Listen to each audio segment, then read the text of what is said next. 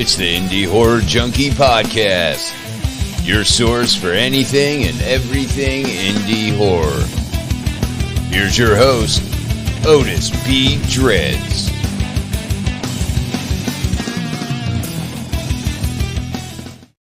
All right, it is 8 o'clock. Do you know where your indie horror is? It's right here, the Indie Horror Junkie Podcast. I am Otis B. Dreads. We have co-host Rotting Ricky D. How are you, sir? I'm doing just fine, sir. How are you? Oh, I'm doing good. I got a little toothache, but I'm toughing it out because we got a great show tonight.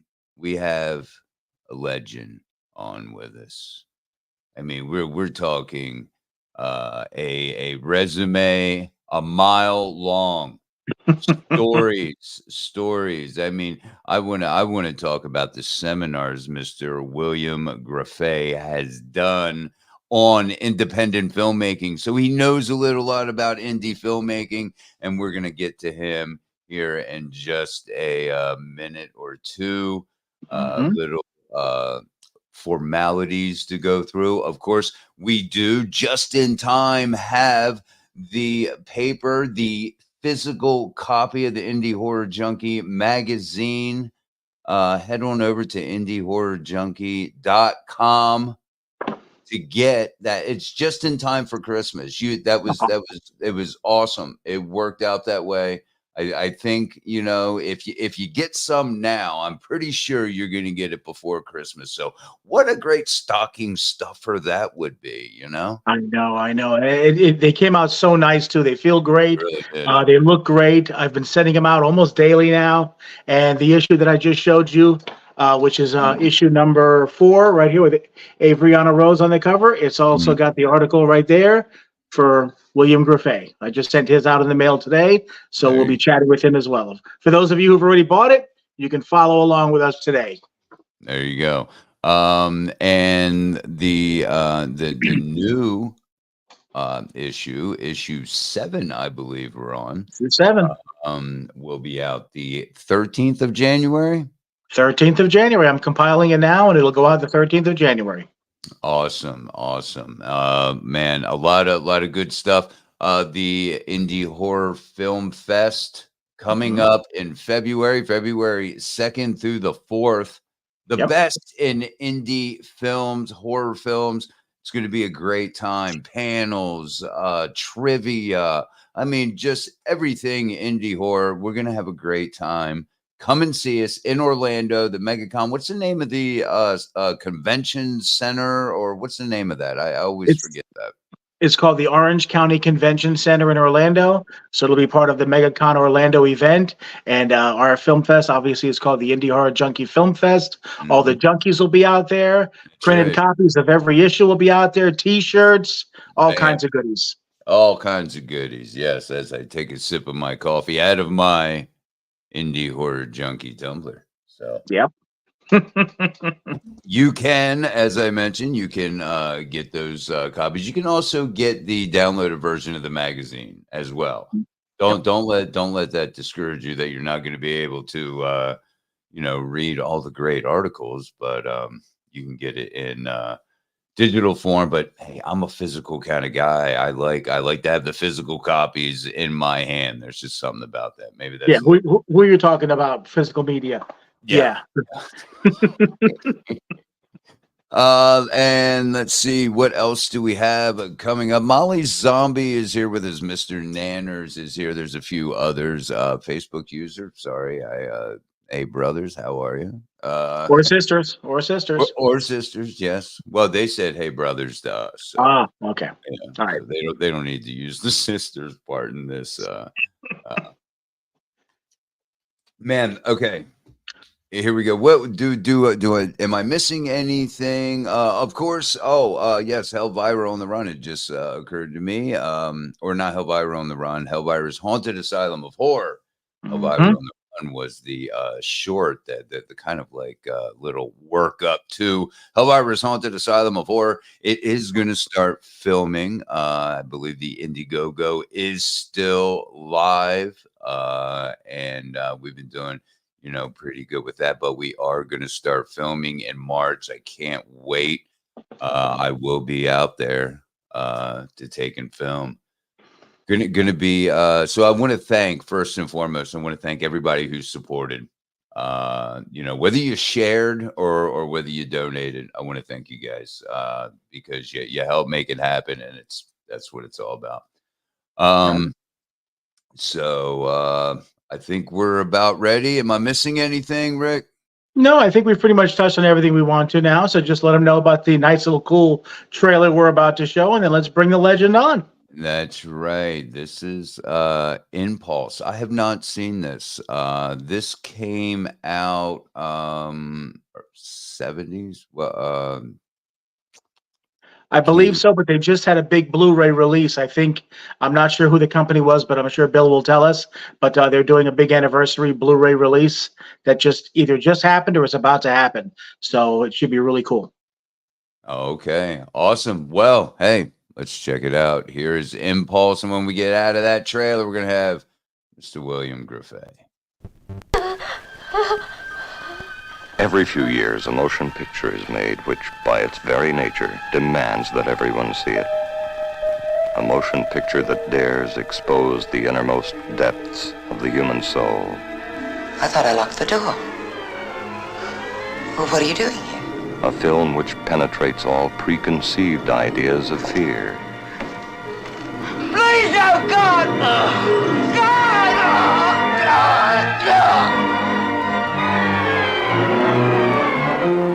A film that explores the illusion of death.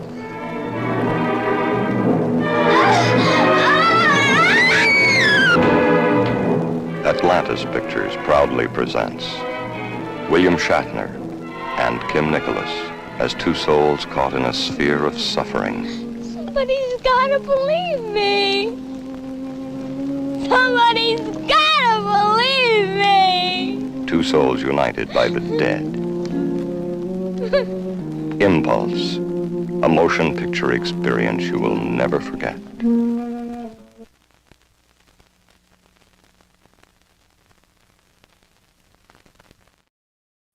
As soon as I hear that guy start the trailer, that trailer voice, I know I'm in for a good movie because you don't hear that anymore. That was all that 70s. Welcome, Mr. William Grefe to the show. It's a pleasure to speak with you. Glad you could join us. We had some technical speed bumps, but we got through that, and here you are. Well, great being with you guys. So anyway, as my wife always said, I'm a legend in my own mind. There you go. Hey. Absolutely. Hey, real quick, Bill, what we just saw was the trailer for Impulse. And I was telling Otis before we started it that it was either getting ready to or just being released on some big Blu-ray package. Can you tell us about that? Yeah, Grindhouse released it. Bob Mikulski won the Academy Award as the editor of Hurt Locker, and his hobby is more or less, releasing some of these classic Grindhouse movies, Mm-hmm. So it's now out on Blu-ray, and if anybody likes extras, he was a fanatic. He's got more extras on that Blu-ray than Carter's got pills. So, Oh, wow. Yeah, I'm a big fan of extras. I love that stuff. Yeah, right, me as right. well. How was it like to work with Captain Kirk? I was going to say the same thing. Had old William Shatner on there. Boy, that you must have stories. He seems like a character. Well, a lot of people say, how the hell did you get along with Shatner? Well, Shatner and I, we've done 3 different projects together, Hmm. and I get along great with him, and I guess, if you don't have experience, he'll run over you like a steamroller, Yeah. But an interesting thing, like, Ruth Roman was just on that Alfred Hitchcock movie, and so Ruth Roman, there was a scene in the movie where they're at a fish tank, and Shatner is supposed to be sort of a nutty guy, and he reaches in and grabs a couple of the fish, and she says, that's not it. That's not in the script. I'm not going to do that. And I said, yes. Look, that's his character. I want to do it. And she storms off the set. Well, I wasn't producing. I was directing that movie. So I let her steam. Fortunately, I'd had enough experience by then, and so she went in her, we were in a house, and she went in the bedroom, which was like a dressing room. And so I get the first assistant. I said, Gail, get the damn producer out here. I'm tired of these temperamental actresses. And she's in there, and she's probably thinking, this crazy son of a bitch is going to fuck, and so she comes out, and after a few minutes, she says, well, I'm ready. Yeah, I'm ready to do it. And I said, well, Miss Roman, you might be ready, but I'm not ready. And she said, well, what do you mean? And I said, well, if you do something I like that is not in the script, we'll use it. And if Mr. Shatner does something I don't like, and I tell him, we won't use it. Do you understand? And she, yeah, sure. And we were buddies from then on, There But, you go. Fortunately, I'd had enough experience that time. Any of these stars, they'll run over a director like a bulldozer if you let them, Absolutely. You're a shark fan. I'm getting that you kind of have a thing for sharks. Am I right? Well, I got all my fingers and toes to prove, but yeah, the way I got, I did the shark footage on Live and Let Die, the James Bond film. Mm-hmm. Then we always shot in Bimini, and so I came up with the script, Jaws of Death, because Jaws had come out, and everything was sharks. Right. Right. In Life magazine, Time, everything was sharks, and so I had written the story before that, and so it ended up that this other writer did the screenplay because I had to get it in the can real fast, and so we did all of our footage over in Bimini, which the way we get the sharks is we'd they're on a reef, we'd throw out a cement block, and we'd put a big snapper or whatever, throw a hook and throw all these cement blocks out. And every morning we'd go, and there'd be maybe 2 big tiger sharks would hit that bait and drag that cement block around, and then we'd grab them, and we had like a casket because you got to shoot oxygen in there, because they'll die if you don't. So we had this big casket that we had in the boat. We threw these 10, 12-foot tigers, and we had South Bimini had like a harbor, and we'd wire that harbor off and tie a rope to the tail of these tigers, and then let them swim. When we wanted to use them, we'd grab the rope and pull them up and throw them in the casket. take them out and shoot them, you know. And so there's a one scene in the movie, if you ever see it, where 3 tigers, they were like 10, 12-foot tigers, took off, and one came right back at me, and I kicked him in the head. And you know, when their skin is like sandpaper, Right. it sort of hurt when I kicked him, Yeah. you know, but that got rid of him, you know. So anyway, my wife would call me every night in Bimini, and you know, you still got all your toes Still and got all your limbs, yeah. So far. yeah. So, and then you know, when I did Stanley too. Do you want to hear about Stanley? Oh, heck yeah. Absolutely. I want to hear about whatever you want to talk about. Well, Stanley, you know, there was a movie called Willard came out. Yeah. I remember that well. Mm-hmm. And, you know, I knew that if you're the second one out on a trend, you'll make money, maybe the third. But if you're the fourth, fifth, sixth, you're not going to make money. Yeah. So I was out in LA and I saw Hollywood Reporter, you know, Willard, biggest grossing independent film, you know. So I don't know what the hell I ate that night, but I dreamt Stanley. And I said, good night. That's pretty good. I can jump on the bandwagon with this. Well, Red Jacobs was head of Crown International. They'd released one of my films before. So I went, called up Red. He said, well, come by. So I went by, and Red was an old crusty distributor, you know, with a cigar about a foot long, you know. And so I went by his office. He said, okay, leave me the screenplay. And I said, well, I don't have a screenplay. Well, leave me the synopsis. I'll read it. I don't have a synopsis. Get the hell out of my office. What are you bothering me for, you know? And he had a big box of cigars, and I reached in and grabbed one. Put those back, you son of a bitch! You know, screaming at me. And I said, Red, for God's sakes, calm down. Let me tell you the story. So I had it all in my head. So I told him the story, and he'd called in Paul Joseph and his head of publicity and all. They listened, and Fred said, how much will you make this movie for? And I said, $125,000. And he shook my hand, and his handshake was as good as 10 contracts today, you know. Wow. He said, I'm only going to put one monkey on your back.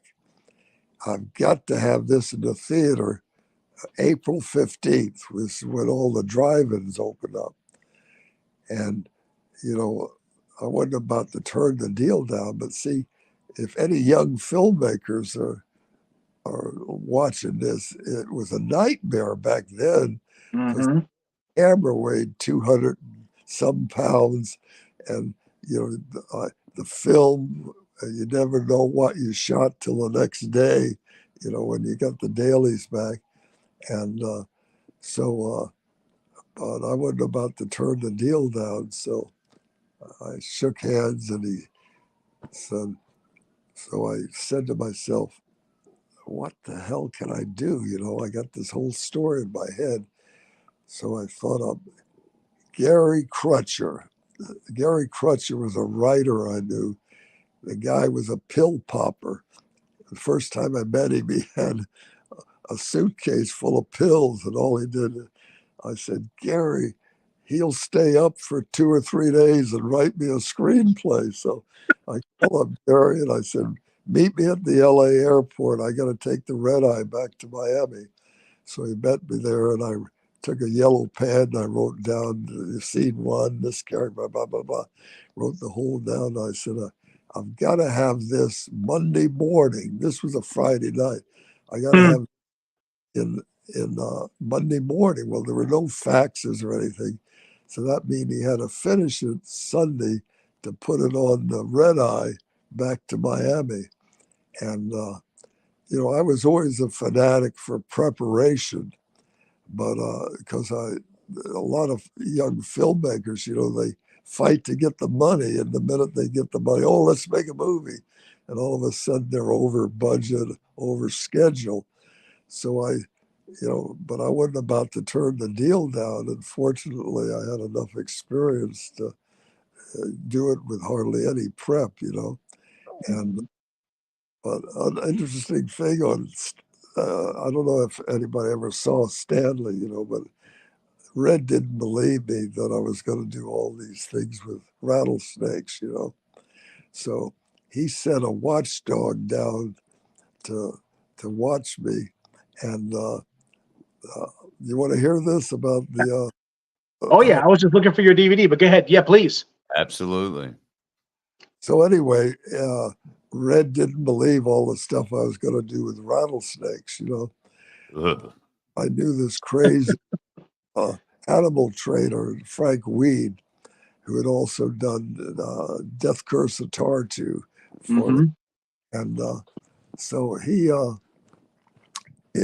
so Johnny Burroughs came down. He was going to be Red's watchdog, and I usually, would take them, the guy, to the hotel. He said, "Listen, Bill, can I meet this Frank Weed?" You said, I said, "Yeah." So we drove out, and he had a little cabin near the Everglades, the beginning of the Everglades, and we walked in, and here in the middle of his living room, he had a wire cage with about 10 rattlesnakes in it. And Johnny Burroughs said, "Jesus, what are," and Frank wasn't there, his kid was there. And so Frank says, what are you doing with all these rattlesnakes in here? And the kid said, "Well, Bill's got to use them. It's cold out. This was December. And we didn't want him to get cold, so we brought him in." And Johnny said, "Well, don't you handle these things?" He reaches in, grabs a damn rattlesnake. And Johnny said, "Oh, don't you ever get hit?" And the kid goes, "Well, yeah." And he said, "Well, what happened?" He said, "Well, we were hunting water moccasins, and one hit me on the end of the finger, and my finger turned black, and I had to cut it off." And Johnny said, "You cut your finger off?" And the kid said, "Yeah." And he picks up a jar of alcohol with his finger floating in it. And Johnny said, "Oh, okay, Grefe, we can leave now." So That's great. Well, you guys fire away. I'm doing all the talking here. Oh, No, yeah. well, that's what you're here for, because I'm going to put you to work with some more talking. We do get a lot of young filmmakers that do check out this show, because we have also young filmmakers coming on. We have more experienced, seasoned, vets such as yourself, that come on and talk about independent filmmaking. And we always love to hear what experienced directors, producers, writers, whatever aspect of indie filmmaking, we would love for you to talk about that. Anything about the indie filmmaking process.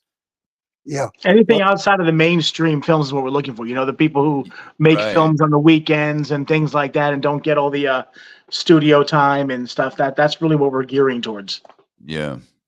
Well, see, the main thing is, I tell them, is once you get the money, you got to prepare. And like, there was only 2 or 3 of my films I ever did the spur of the moment, but fortunately I had the experience. But once I got the money, I would spend a minimum 6 weeks prepping everything, getting all the props, all the costumes, everything, locations. And one thing very important is distributors. They don't want to be sued.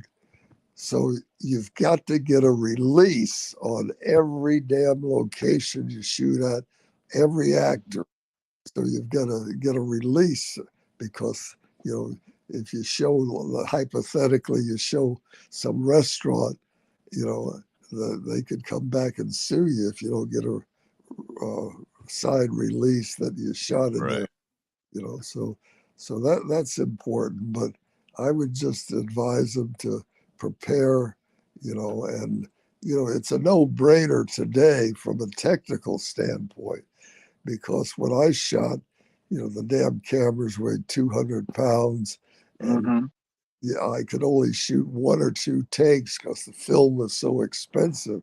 Now just run the damn camera forever, and so it's so important to prepare properly, and so you. Speaking of shooting, in the Jaws of Death, how was it? We've heard about all the horror stories when it came to making Jaws, whether it be the water, whether it be the mechanical shark. What kind of issues, or if any, did you have working around, a bunch of water with these sharks? Maybe some of them look live. I mean, I'm assuming that you used some live sharks in that one. I think they used all live sharks. Yeah. Yeah, 90% of them were live. The only dead ones I used, is with there was a scene near the end of the movie where Richard Jekyll plays with him. I use a dead shark there. But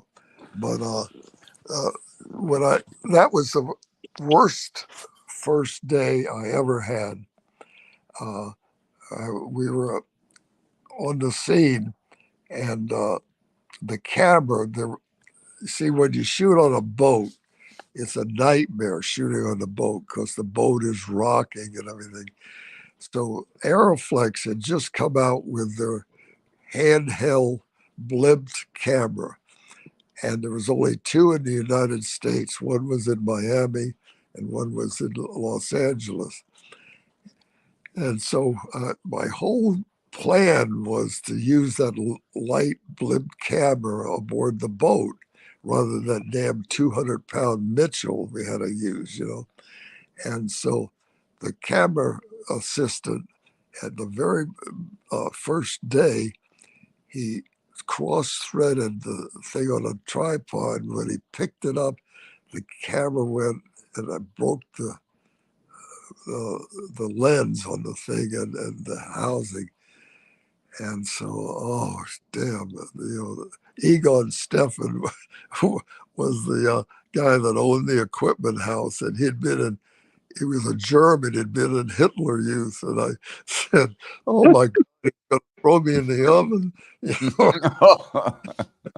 So I said, oh, hell, take it and bring me the Mitchell, And so I had to shoot with that damn, 200-pound Mitchell. And so anyway, that was the first thing they broke.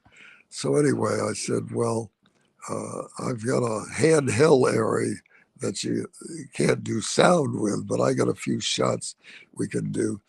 And with the boat coming up, so I'm in rehearsing the actors, and which Richard Jekyll was not in the first scene. So I'm sitting there, and the first AD comes in and says, Bill, the boats get stuck on a sandbar. It's going to be 5-6 hours before the tide rises. Oh, jeez. I said, oh, damn it. I said, well, bring Richard Jekyll in. And I got to see now. And Richard was a real trooper. He was the best actor I ever worked with. The guy was fantastic and prepared and all. So Richard comes in. I said, Richard, I know you weren't going to be in the first scene, but please, can you get ready? And I said, yeah. So anyway, I'm in there. About 5-10 minutes go by. The first AD comes in. Bill, are you sitting down? Now what happened? Richard Jekyll jumped on the prop truck and split his head open and was running to the hospital. So now I got no boats. I got no main actor, but Richard came back and the cut was on the back of his head where you couldn't see it. And he insisted on working. Well, I've worked with a lot of name actors. And he'd be out for 2 weeks. Mhm. Richard insisted on working, and he was the best trooper I'd ever worked with. He was fantastic. And but so anyway, I shot that film, and the Jaws had not been released in Europe, and everything was sharks, Life magazine, Time magazine. Mm-hmm. So I made a 7-minute promotional reel, and we sent it to Europe, and we pre-sold Germany and England and France and Italy, and we had our money back before it was even released. And Nice. we released Jaws of Death before Jaws was in Europe. So anyway, that turned out to be a good one for me. So Yeah, anyway, that makes sense to take and put it out there in Europe before Jaws hits Europe, because then everybody's going to throw their money at Jaws, and here you're getting in on that shark trend that was going on, possibly the beginning of Shark Week as we know it now. I mean, Now, anybody remembers that everything was yeah, sharp, everything. yeah. Anyways, Spielberg had to use a big dummy shark, a mechanical shark, and I had to use them all real ones. And he had a lot of problems with his mechanical sharks. When you have mechanical sharks and in the water, it seems that's a big task to tackle.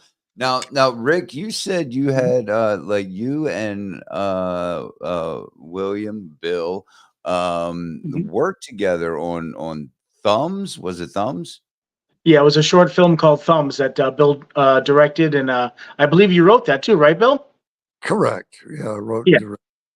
That was like a And I little helped. anthology, I believe, right? If I think I read No, a it was little. just a short film. It was a short film. Just a short. Okay. Hmm. How was that? What did you do, Rick? Well, I was like one of the assistant ads, just kind of helping Bill out there on set. Joe Winecoop was the main star, and the movie was about pretty much what Bill was talking about before, with about the cell phones and everything else. Pretty much, and Joe was kind of like what would you call him, like a stalker, Bill? Yeah, well, the whole movie is the guy. It was a young girl, and all she did was live on her cell phone. So he, goes and starts talking to her, and at the end, he says, "Oh, look at my hands, or your hands. Oh, they're so beautiful." And he grabs it, he goes to kiss it, and bites her, and then bites her finger off completely. Her thumb, because you need that thumb to sit there, and that's how you're Right. texting and scrolling, right? So you take Yeah. your thumbs. Well, I mean, I guess you got to do it like that, which is I mean, annoying. that it drives me nuts. People are married to their cell phones and pay no attention to each other. And, Yeah, it is. I'm a Gen Xer, so it was early 70s, and you didn't see, none of that. So I'm right there with you on that one. It is quite annoying. What was your favorite project? You have so many in your arsenal of movies, but is there one that stands out as either just really fun to make, or hopefully stands out in a good way? well, I used to say my next one is my favorite. There you go. I've heard that before. Yeah, yeah. But Mhm. anyway, I don't know. Stanley made more money than any film, and we opened in L.A. against the original Godfather, which was the grossing film in that whole year. In Los Angeles, The Godfather grossed 181,000. We grossed 179,000. Wow. And mine cost 125,000 bucks to make, and God knows what the original Godfather cost to make. Oh yeah, just with the actors in that alone, I mean, there's a heavy price tag there, I'm sure. But one of my favorite movies of mine is also Quentin Tarantino's favorite movie. Quentin Tarantino, I've got a birthday sent me. He put The on. Whiskey Mountain. He put a happy birthday to the man who put Stanley on top of Whiskey Mountain, and so. But if you go to YouTube, there it is. Yeah, there it is. Yeah, just put a Quentin Tarantino Whiskey Mountain, and it'll tell how much he loved the movie and so forth. So anyway, fire away, gentlemen. I was going to say, Otis, go ahead and ask him a question. I'm going to run and grab a charger real quick. My phone's about to die, but go ahead and I'll be listening in. All right, sounds good. Well, let's see. Let me look at because some of your work I have not seen. What would you suggest to someone as far as, well, I did start watching The Jaws of Death. I actually rented that and watched that one. That one I love. Again, I love any movie. I do want to see Impulse. I'm gonna see if I can find that somewhere on the interwebs. Impulse, that has a really that's a really good story, it seems. What can you tell us a little bit more about where that the story and how that whole thing came about? Well, Impulse, this is crazy, but Socrates Ballas had been an assistant of mine, and I really want to thank you. Yeah, he was an actor, but he did behind the scenes with me on several of my films, and he went over to Tampa, and he raised the money to do this. Tony Cricellas had written this screenplay, and so he hired me to direct it. So Socrates wanted me to go to California with him to look for a name actor. So he came down to Miami, and we were walking through the Miami airport. And I said, "My God, look who's there!" William Shatner was walking, and we ran and grabbed Shatner and gave him our pitch and handed him a script, and he looked it over, and we made a deal right in the Miami airport. We never went to LA. Wow. And but if you ever see Impulse, I only had a 3-week shooting schedule, and I only had Shatner for 2 weeks. And if you see the movie, any filmmaker knows, like if you go in, say, a house where you might shoot the beginning, the middle, and the end when you're there. But I had to come back to there because I only had Shatner for 2 weeks. So there's a house scene where the other actors do maybe 4 or 5 minutes of talking. Well, I had to shoot that and then come back to the same house a week later because I didn't have, him there. And another thing, Harold Oddjob Sakata You know, I seen his name in the credits, and I seen somebody else who had one of those little nicknames in there, and I was thinking to myself when I was watching Jaws of Death, that's where I seen those, you know, little nicknames.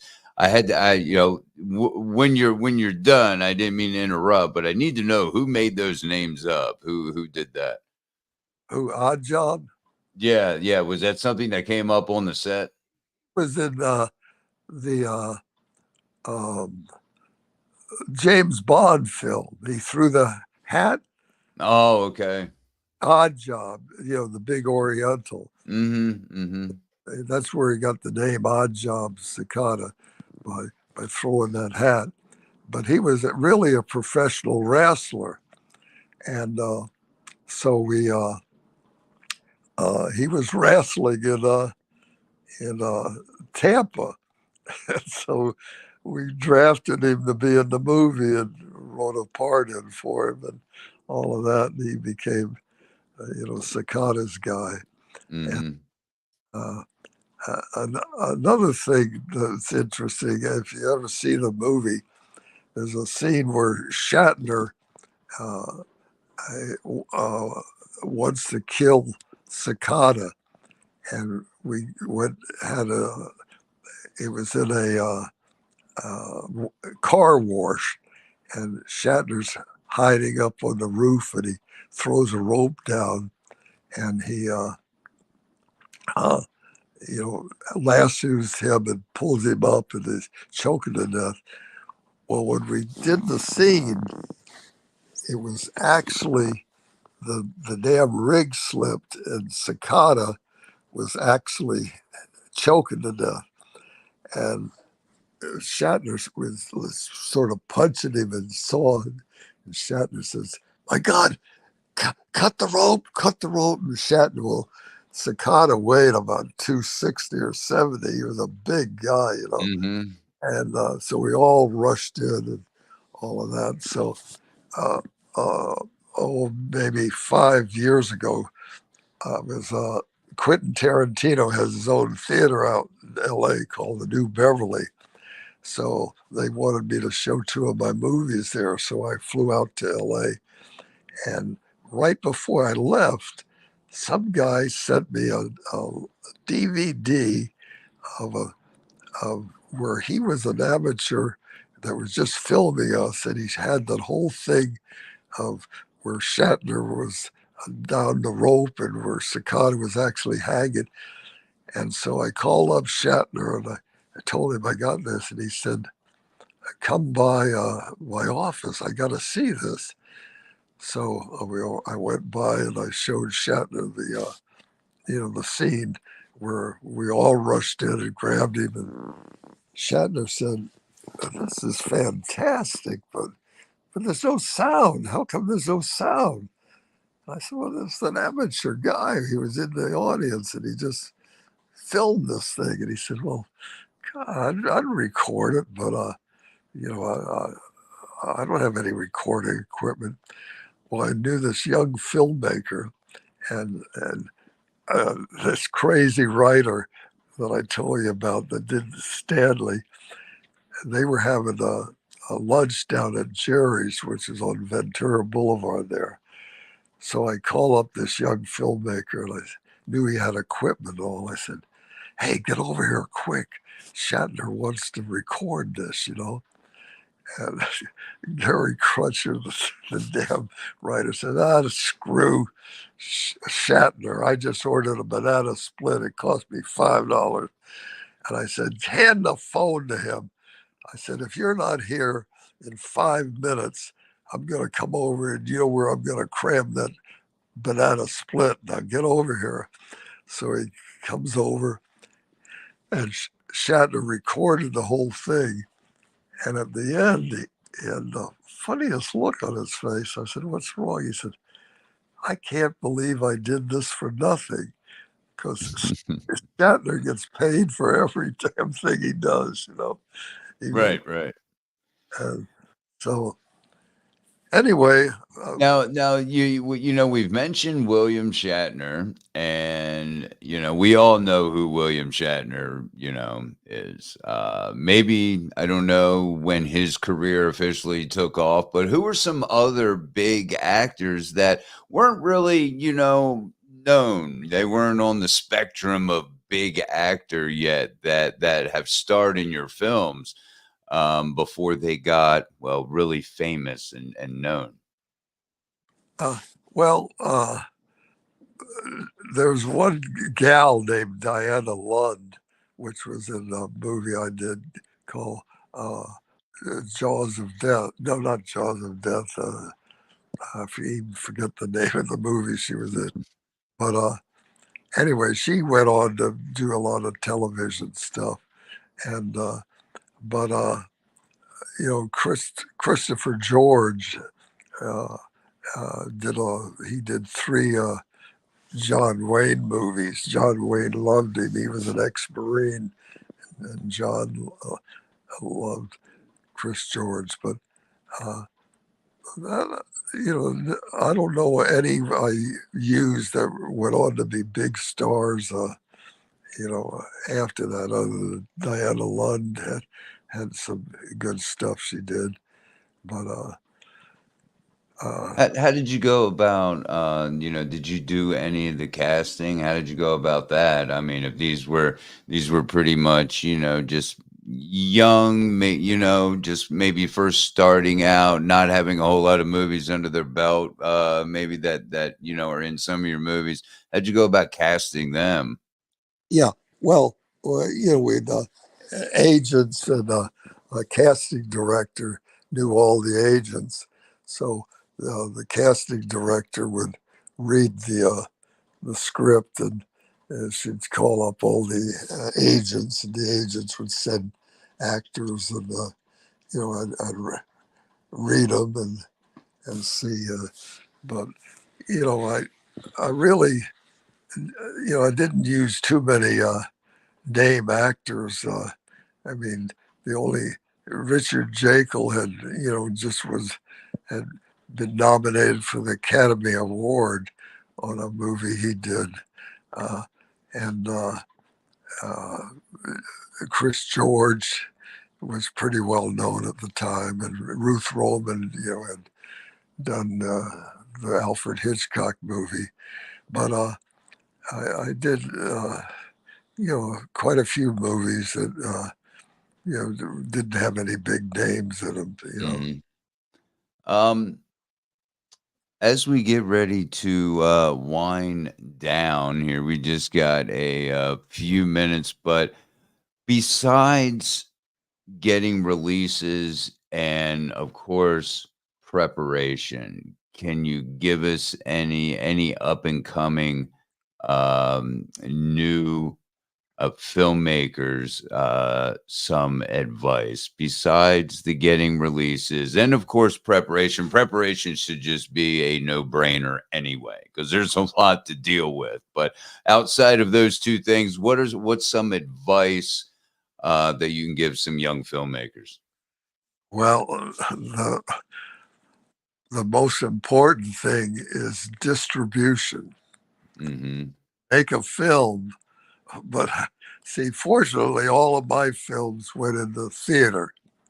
And I don't know if you know who Sam Arkoff was. Sam Arkoff was the head of American International Pictures. Mm-hmm. And Sam told me, he said, Bill, I have never heard a person walk up to the box office and say, how much did this movie cost to make? They go because of the title, they go because of the trailer, they go for some reason. Mm-hmm. The thing is, unfortunately, distributors will steal your eyeballs right out of the socket. And fortunately, just by dumb luck, I learned distribution on my first movie. You want to hear how I learned that? Yes. The first movie that I had produced and directed, it was actually my second movie, Well, I was, it's called Racing Fever. And so back then, all distributors were in New York. And so I went to New York and carried those big 70-pound cans around and showed it. And Allied artists, vice presidents liked it, but they wouldn't make a decision. And they jerked me around for a couple of days. So I called up the studio out in L.A. A guy named Steve Broidy was the president of Allied. And I said, I'm in New York, and your vice president said they like my movie, but they won't make a decision and all of this. And he said, well, jump on a plane, get out here. I'll give you a yes or no. So I went to LA, and I didn't know one person except one person in all of LA. I'd never been to LA before. And that was an actor. I'd done summer stock as an actor back in Woodstock, New York. And so his name was Dan Magnum. And I called up Dan and I said, Dan, I did this movie, and Steve Broidy likes it. They want to meet with me tomorrow. I said, do you know any attorneys that know anything about the movie business? And he said, yeah, I got a good friend that he just opened his office. And I said, well, damn, I want somebody with a little gray hair. I don't want some kid that just opened his office. And he says, no.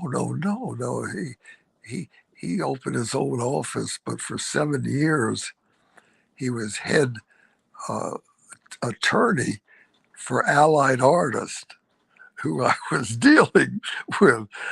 And I was hired. And I walked in their office, and here's Steve Broidy and all his entourage was there. And their mouths dropped open, because they thought I was brilliant, but it was just dumb luck that I found this attorney. And so That's funny. So I got a cash advance and a bankable guarantee on that.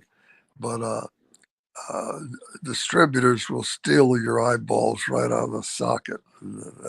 So you got to be very careful. We've heard that a lot from young filmmakers who have found that out, more seasoned filmmakers who have found that out, that be very, very wary of distributors. A lot of research has to go. So that sounds like that's probably the best advice, because we do hear that quite a bit here on the show, to watch out for distributors, because they will, and not in the same elegant way that you said it, by stealing your eyeballs right out of your head. That was probably the best way to describe it, because as I said, we've heard lots of horror stories.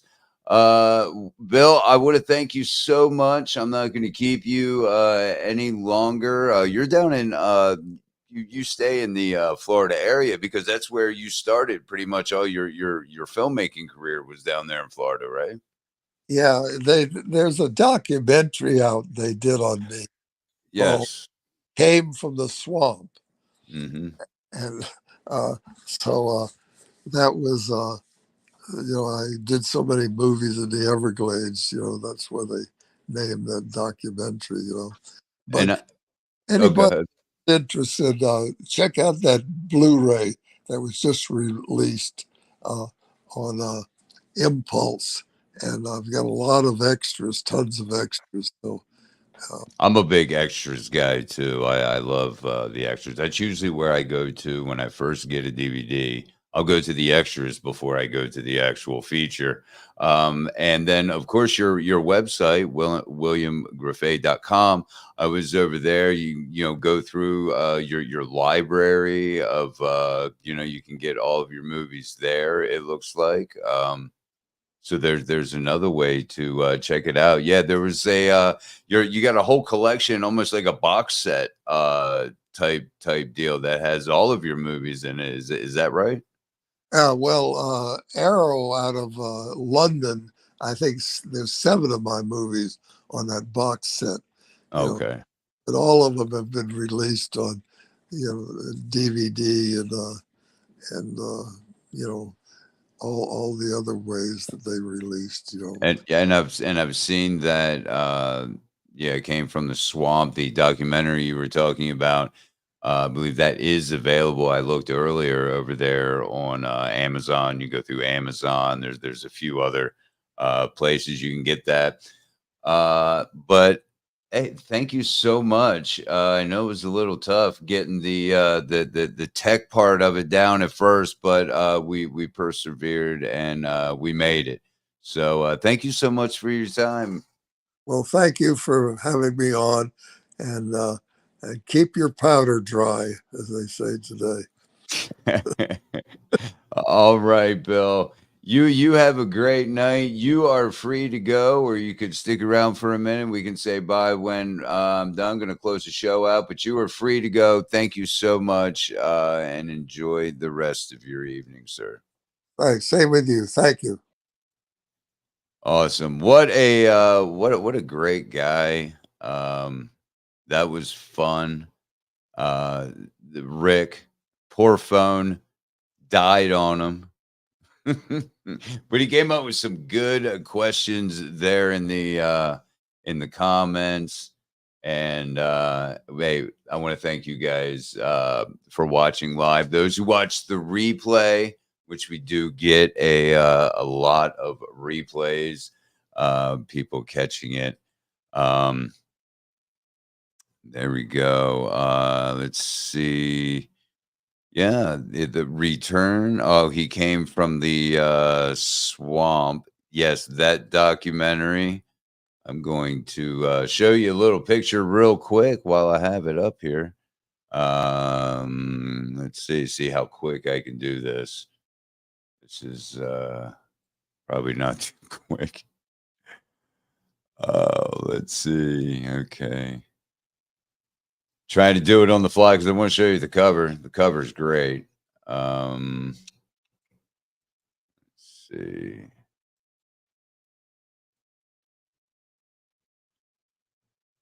All right. Well, I'm not that quick. Sorry, but it is a great cover anyway. So you'll just have to deal with that.